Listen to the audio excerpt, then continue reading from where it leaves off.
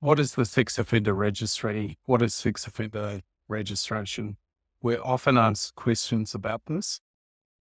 On our website, we have a free download that outlines this in great detail. It covers the categories and how it is all dealt with.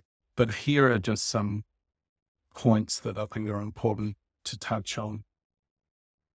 The first one is that it's all under legislation. So there's a Sex Offender Registry Act, and it's impacted by legislation by the Commonwealth Government.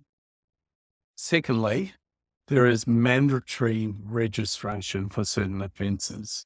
So you can look at the particular charges and then how many of them there are, and then you see whether somebody is placed on the register for 8 years, 15 years, or for life.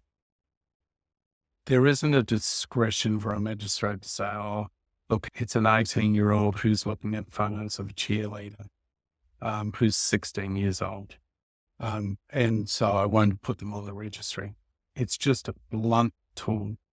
And unfortunately, people are often put on the registry for a very long time who shouldn't be. And it really doesn't help anybody in the community, in my opinion.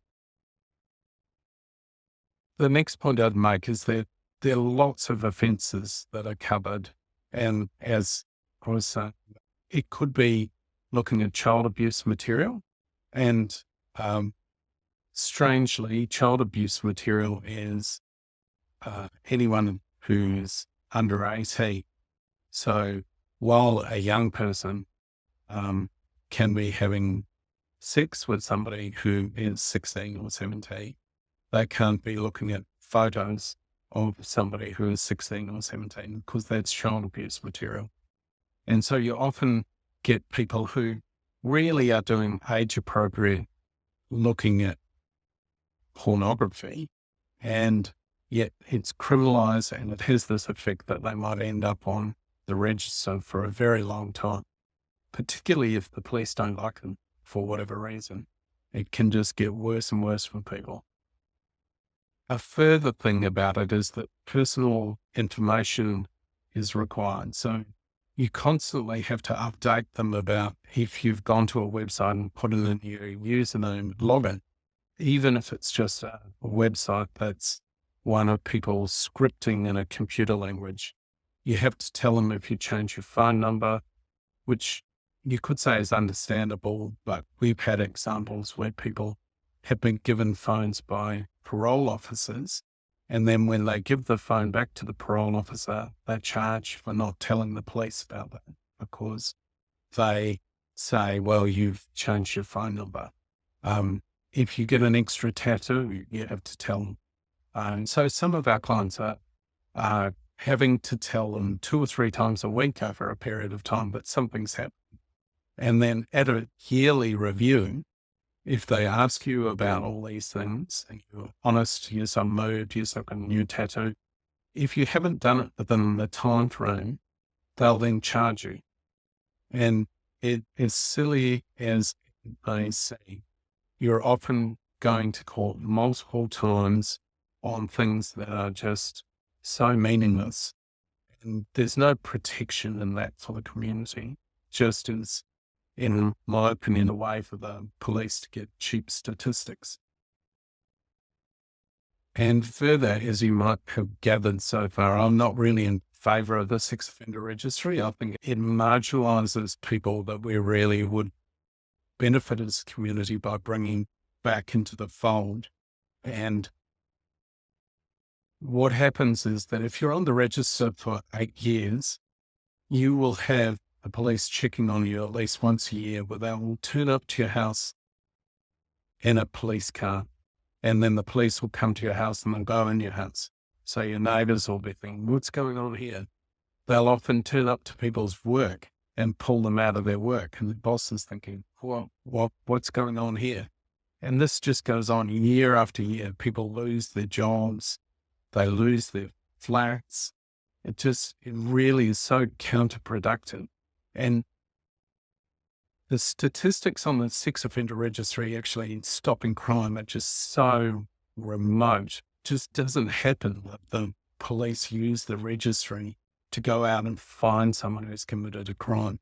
May have happened, but it doesn't happen generally. In 95% of cases are just normal policing. And another point about it is non-compliance. You do non-compliance that's minor and you charge and you take into court. Then after a while, a magistrate's looking at your record going, they've got 3 of these, we've got to do something about this. Or it's a magistrate who feels strongly that just being on the register is a sign that you should be put in jail. And then you come again for something minor, but they say, well, you've had 3 of these before, so you have to go to jail now. So you have to be really careful about this new compliance. You have to make sure that you comply.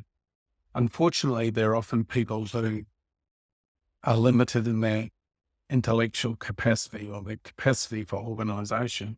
And so they fail that, and then inevitably they drift off to more and more serious problems, which again, I don't think helps any of us. A further point is that you can apply to be suspended from the registry. And that could be all manner of reasons you could do that. One of our lawyers ran the first one in Victoria, which was successful to get somebody off the registry. So after 15 years, you're allowed to apply to get off the registry, even if you're on for life. And you only get one shot at that every 5 years, so you want to do it properly. It's the same as the suspension applications. You put a lot of work into them. You really want to be giving them a compelling outline of why somebody shouldn't be on the register. If you don't, you're going to be knocked back, and then it's going to be harder, or you're going to fall foul of time limits. The last point that I'd like to make is that the registry isn't public. The police can notify people in certain circumstances, but it's not public. However, there is clear agitation come public. And then at that particular time, it's going to be a disaster for lots of people who are living non-offending good lives. So unfortunately, watch the space on that, because if it is a situation that it's made public, then there's going to be a lot of litigation around people trying to have their circumstances suppressed for particular reasons. But again, you want to get onto that fast if it comes about. But finally, what I'd say is have a look at our booklet on this topic, because it should answer all your questions. And also it will leave you informed enough to have a good discussion with a lawyer about the suspension or the exemption applications that you can make. And you always want to be talking to a lawyer, not about them explaining a procedure to you. You want to be talking at a higher level. How can we do this? Not what is the process that we do this. You both save your money, but also you're more engaged in the process.